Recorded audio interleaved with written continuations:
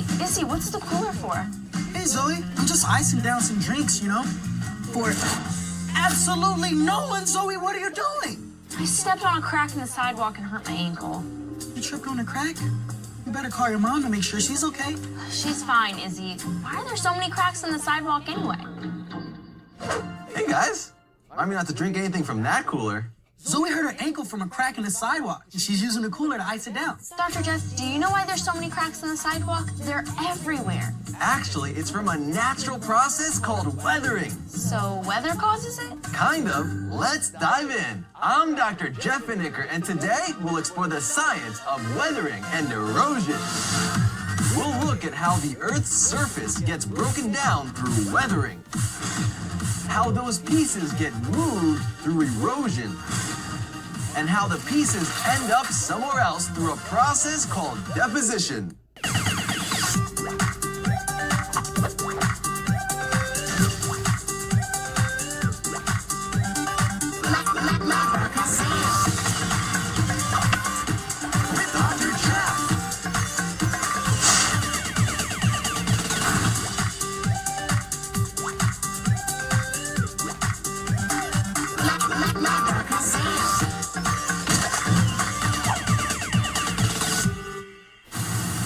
Welcome to Labracazam, where we make science make sense. Dr. Jeff, you said that the cracks in the sidewalk were caused by weathering. What is that? Weathering is when the Earth's surface is broken down into smaller pieces. Then, those pieces are moved in a process called erosion and deposited somewhere else. Wait a minute. Let me get this straight. So you're saying that the cracks in the sidewalk are caused by weather breaking it up? Well, weathering is the term we use to describe the process. But there are many things besides weather that break up the Earth's surface. But how could you break solid rock? Great question, Zoe. Let's break it down.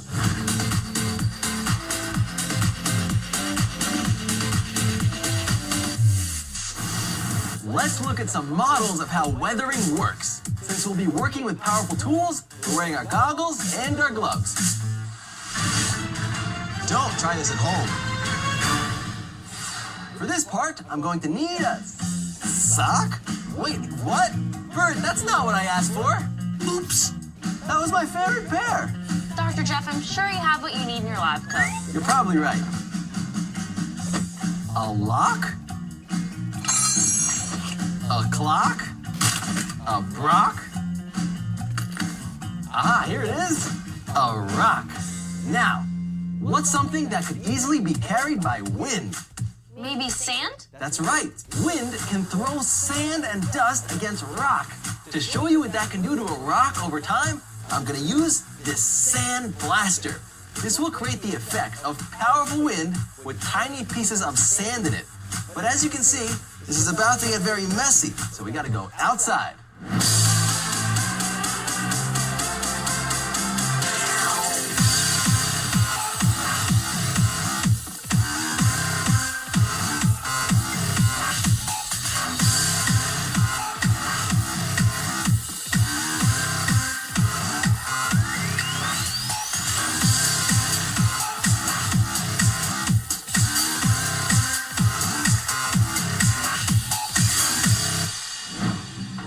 The sand and wind work together to cut a hole in the rock. And it happened really quickly. Sometimes weathering happens fast, especially to softer substances like soil. But it usually happens very slowly, over hundreds, thousands, or even millions of years. Can you guys think of anything else in nature that could break down a hard surface like this? Well, it rained yesterday. Does water cause weathering? It sure does. Water is actually one of the most common causes of weathering. We use water all the time, and it seems pretty harmless. How powerful could it actually be against a rock? Let's find out using this water blaster machine. It uses just a stream of water to cut through hard objects. No way this'll work. I've used a water gun before. Needless to say, I've never split anyone in half. Well, when water has enough pressure, let's just see. Back outside we go.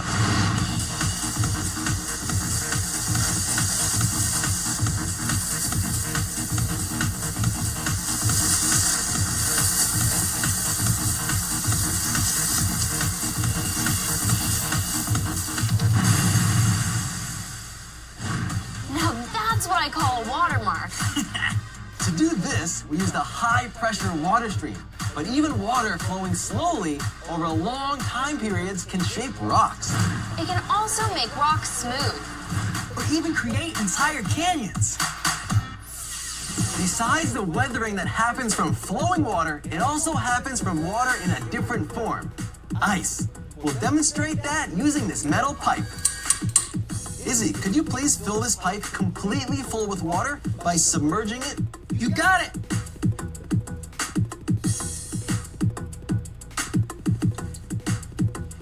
Perfect.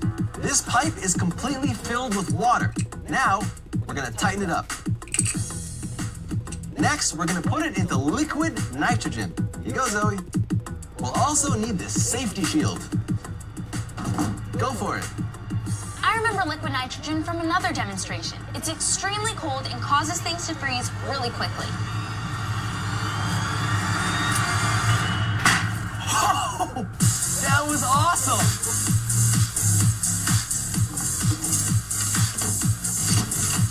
You were right about the liquid nitrogen, Zoe. It causes the water inside to freeze. Then that water expands, causing the pipe to crack. I've heard of this happening in people's houses during the winter. I can see how this would affect rocks. When water gets into the crack and freezes, it expands, causing the crack to either get bigger or even the rock to break. Labracazam. The types of weathering we've demonstrated here are the ones we can do in the lab, but there are other ways too. Like when plant roots grow into cracks, it causes rocks to split. Kind of like a wedge being driven into something. Also, gravity can take a toll on things over time, as seen in a landslide. So now that we know how things are broken apart, where do the tiny pieces of Earth's surface go? I know they didn't just disappear. Great question, Izzy. Weathering breaks the Earth's surface down into smaller pieces, and then erosion moves those pieces until they're deposited somewhere else. I can show you wind erosion using this compressed air to simulate the wind.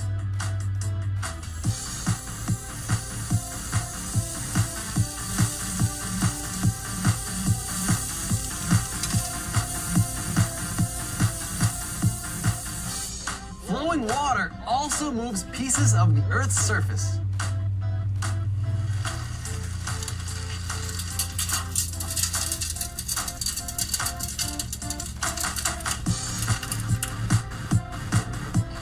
So this water flow causes erosion because it's moving the small pieces. Yes, and it's depositing the pieces over here where the water flow ends. Glaciers can also move pieces of the Earth's surface with them as they slide.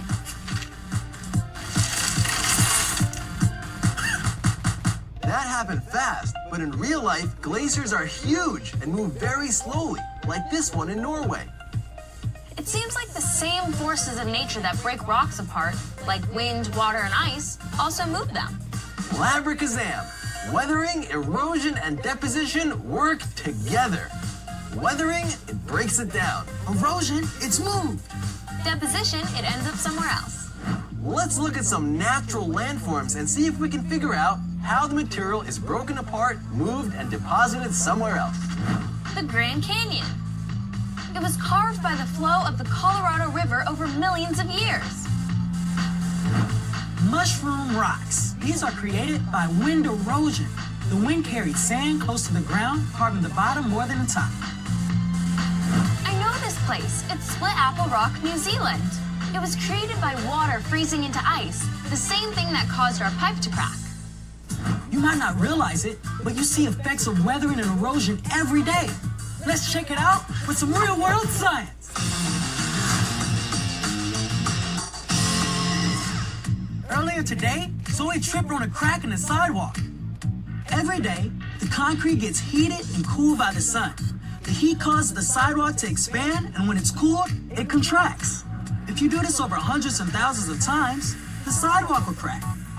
Sand on a beach is created from ocean waves pounding on rocks. Those rocks break down into the fine sand we enjoy today. Erosion doesn't just happen over long time periods. Sometimes, like with mudslides, it can happen very quickly. Mudslides are caused by moving water and gravity. Now, let's check in with Zoe with some do-it-yourself fun.